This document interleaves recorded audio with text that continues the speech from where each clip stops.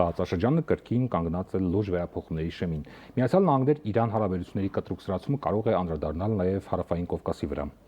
Այս համատեքստում կփորձենք հասկանալ ինչ է սպասում տարածաշրջանին եւ ինչ դիրքավորում պետք է ընտրի Հայաստանը։ Զրուցելու ենք միջազգայնագետ Դավիթ Կարապետյանի հետ, շնորհակալություն հրավեր ընդունելու համար։ Շնորհակալ։ Եվ այսպես Միացյալ Նահանգներ Իրան սրացումը ձեր գնահատմամբ արդեն մտել է անդառնալի փուլ, թե դեռ կան դիվանագիտական քայլեր հարցը շտկելու համար։ Չէ, կարծում եմ, որ դիվանագիտական մեխանիզմներ ու գործիքակազմ դեռևս կա, հնարավորության դեպքում դրանք կիրառվում են։ Համենայն դեպս Իրանի Իսլամական Հանրապետության արտգործնախարարության ուղերձները, հայտարարությունները, որ նայում ենք, հասկանում ենք, որ սուր ծայրերը հարթելու հնարավորություններ է տալիս, այսինքն բեկումնային իրավիճակի չի տանում, որքան էլ որ Միացյալ Նահանգները փորձում է սրացումներ տանել եւ փորձում է ավելի շատ ուլտիմատումային քաղաքականություն վարել, բայց այդուհանդերձ տեսնում ենք, որ լարված մթնոլորտը հասունացել է եւ հասել են հանգրվանին, որ Միացյալ Նահանգներում Պենտագոնը արդեն իսկ խոսում է հնարավոր ռազմական միջամտության, այո, ընդ որում, եթե մինչ այս խոսում էին ինչ-ինչ օբյեկտների վրա, ապա այս պահի դրությամբ անգամ ակնարկում են միջուկային հատվածներում եւ ընդհանրապես սպառազինության արտադրման բալիստիկ հրթիռների արտադրման մասերի վրա նույնիսկ հարձակումով եւ նաեւ ժամեր առաջ համենայն դեպս որպես հավաստի տեղեկատվություն ասեմ, հնչել է նաև Իրանի Իսլամական Հանրապետության պաշտպանության նախարարի Ամիր Ռասիզադեի ուրեմն հայտարարությունը առայն, որ եթե նմանատիպ հարձակում լինի, ապա տարածաշրջանում գոյություն ունեցող բոլոր ամերիկյան հենակետներն ու ռազմաբազաները կհրթիռակոծվեն։ Հիմա այսինքն ինչ որտեղ սա նաև հագնդեմ հագոտնյա քայլ է, ընդ որում որ դա եւս իր մեջ պարունակում է բավական լուրջ ռիսկեր, որտեղ տարածաշրջանը ներառվում է ավելի գլոբալ պատերազմի, այսինքն լոկալ պատերազմը վերածվի նաեւ տարածաշրջանային լուրջ պատերազմի։ Որքանով է ռեալ Միացյալ Նահանգների հայտարարությունը օդային հարված հասնելու մասին, սա ուղղակի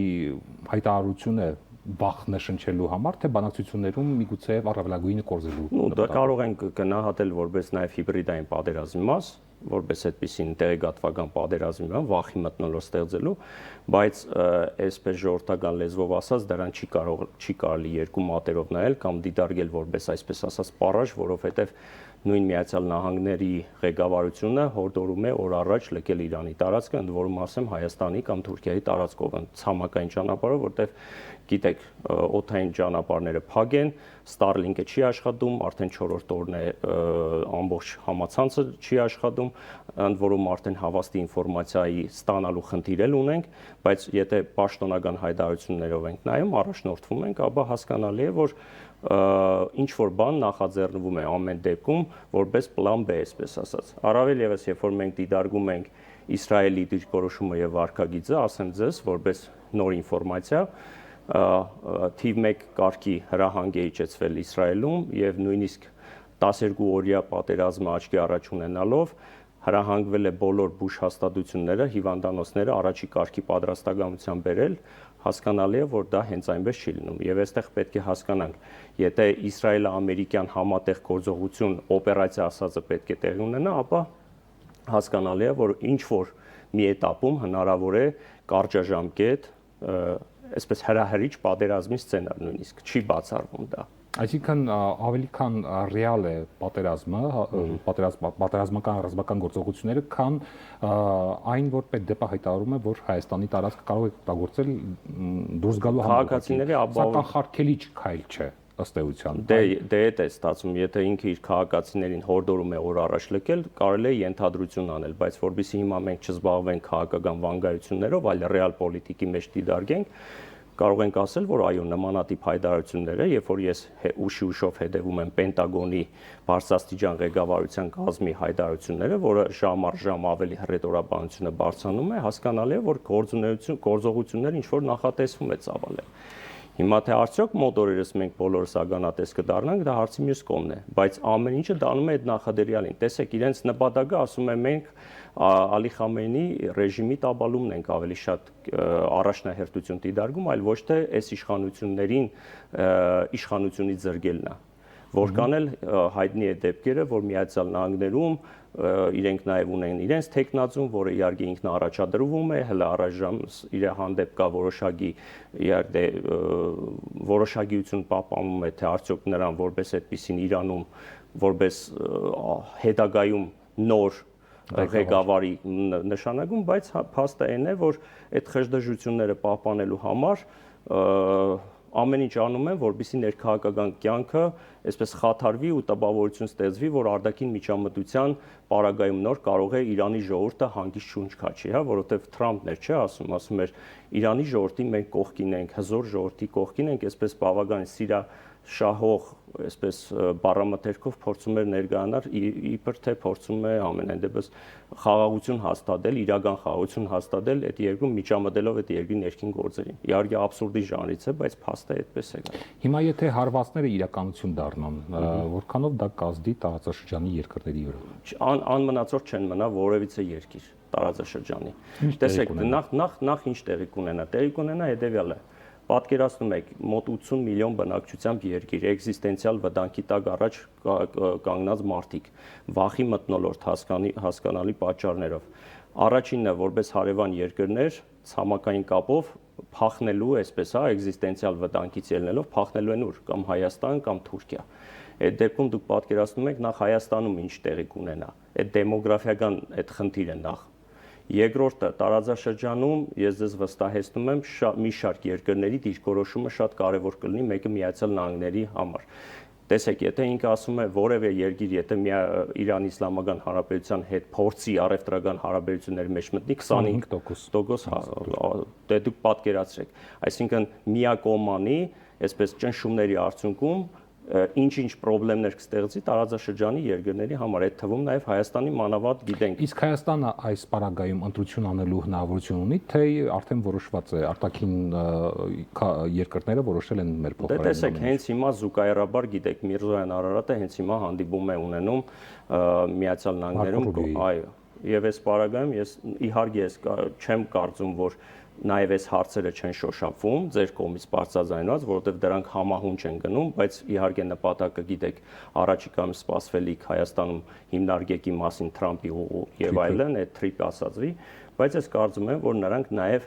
պետք է լսեն մինիմում Հայաստանի այս պահին դիրքորոշումը, եթե ինչ-որ ռազմական գործողություններ անգամ կիրառեն։ Հայաստանի վարկագիծը իրենց համար շատ հետաքրքիր է, որովհետև այդ ամեն ինչը տեղի է ունենում անմիջապես մեր այն որ ասում է քթի տակ։ Տեսեք, Իրանի նկատմամբ ճնշման այս փուլում Ռուսաստանի եւ Չինաստանի դերն է կարևոր։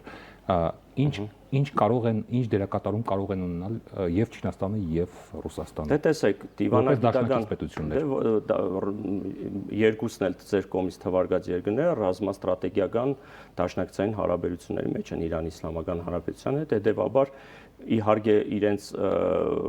գաղտնիության սահմաններում իրենց աջակցությունը կցուցաբերեն, թե ինչ աջակցություն դրա մասին մենք չենք կարող հիմա հստակ խոսել, բայց այն, որ նման սցենարներ նրանք դիտարկում են, ես ավելի քան վստահ եմ, մանավանդ վերջերս անվտանգության քարտուղարների հանդիպում է եղել, եւ ես կարծում եմ, որ հենց այս թեմայի շուրջ հնարավոր զարգացումների համատեքստում, թե ինչ կարող են անել այդ երկրները որպես օգնություն, օժանդակություն։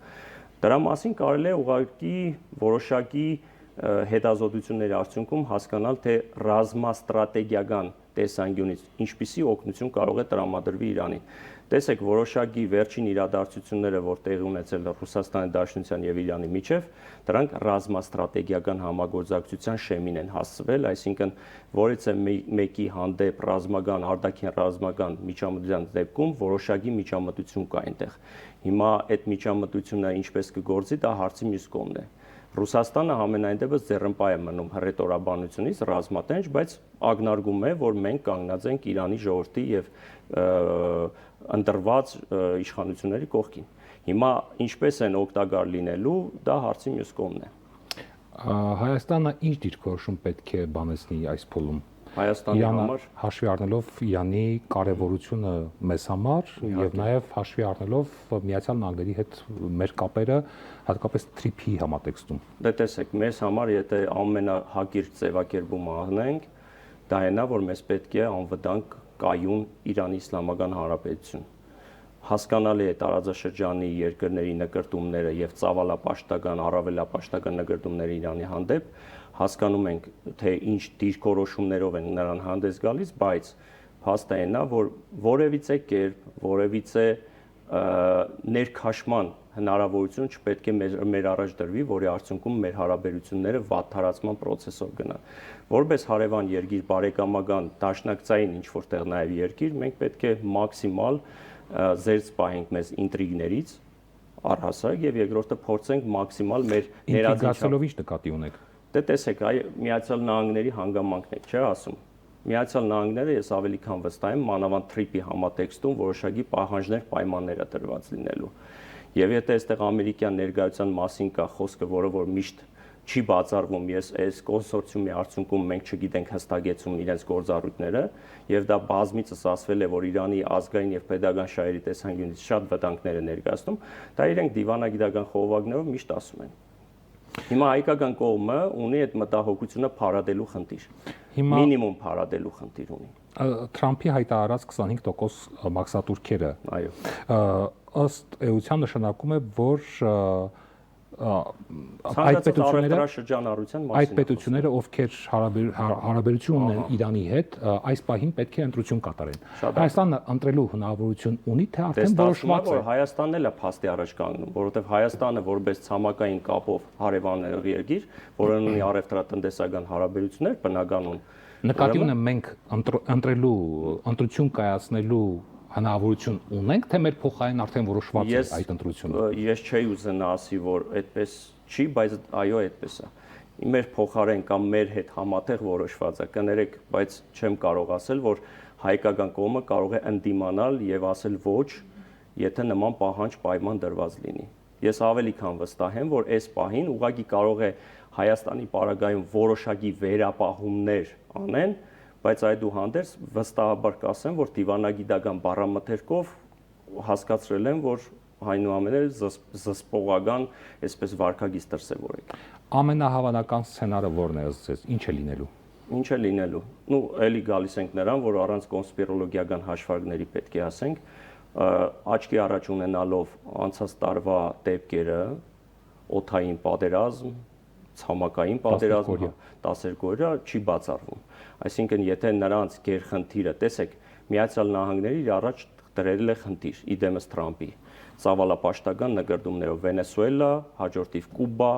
Կոլումբիա, Գրենլանդիա, Կանադա եւ մարդը խոսում է, այսինքն մարդը բառացի թքած ունենալով միջազգային իրավունքի վրա ուղիղ տեքստով ասում է, որ ինչպես գտնեմ, մինիմում արևմտյան կիսագունդը պետք է ամերիկյան լինի, այս տրամաբանության շղթայով։ Արհամարելով նաև Գրենլանդիայի պարագայում Դանիայի հանգամանքը, որը դաշնակցային ՆԱՏՕ-ի անդամ երկիր է իր հետ։ Տեսեք, եթե գնում են այդ տրամաբանությամբ, հասկանում ենք, որ ոչինչ չի բացառվում։ Իրանը իրենց համար կողորտին կանգնած պետություն է։ Հիմա հարցը իրանց համար լուծել այդ խնդիրը։ Իրանց համար դա խնդիր է։ Իրենք ունեն այստեղ Իսրայելի պես պետություն, որը ուզում եք ասեք պլազդարմ, ուզում եք ասեք պոլիգոն ծառայելու է Իրանի դեմ ուղղված ամբողջական այդ կոալիցիայի տեսքով։ Իսրայելը ինքնին իր համար էգզիստենցիալ վտանգ է տեսնում Իրանի առհասարակ գոյության համար, այդտեղ գոյութենաբանական պատերազմ պայքարի շեմին ենք։ Հետևաբար չի բացառվում, այս ինչի համար իմ նախնական խոսքի մեջ ասեցի, որ իսրայելա-ամերիկյան օպերացիա կարող է տեղ ունենալ։ Այստեղ խնդիրը էլի գալիս ենք, որ հոգևորական, Իրանին ծնգի իջեցնելու խնդիրը դրված է այս պահին։ Կրոնական, այո։ Տեսեք,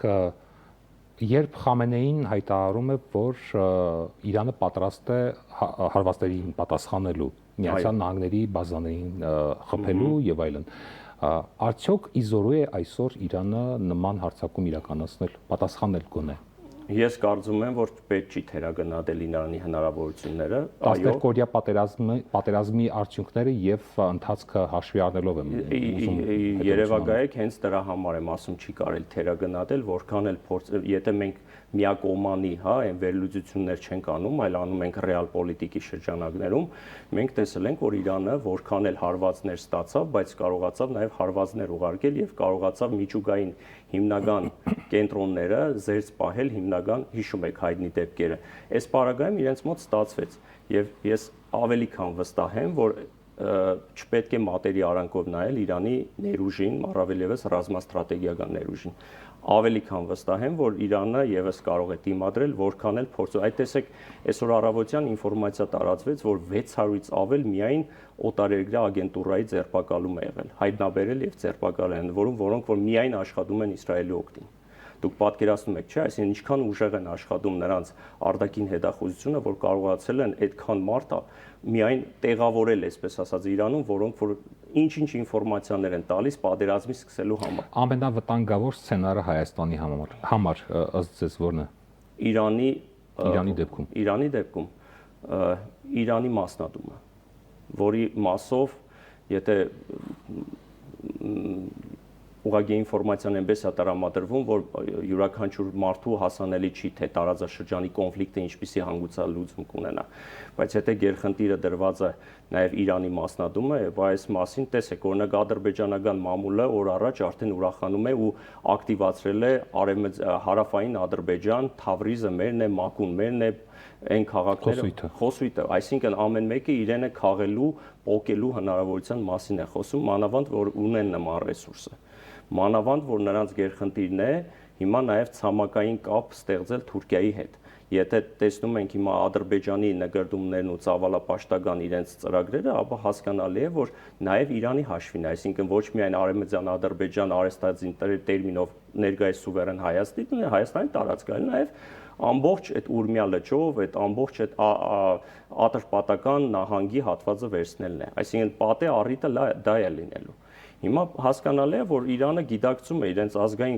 դոկտրինում, իրենք գիտեն, որ նմանատիպ ծրագրեր կա եւ ընդհանրապես թուրքական աշխարհի վերաբերմունքը, հատկապես իրենց երկրի հյուսիսային հատվածների մասով։ Այդ վտանգը կա, իսկ եթե Հայաստանի հետ պատմական, ինչպես իրենք են ներկայացնում, սահմանը վերացվի, դուք պատկերացնում եք, չէ՞, ինչ ճակատագրական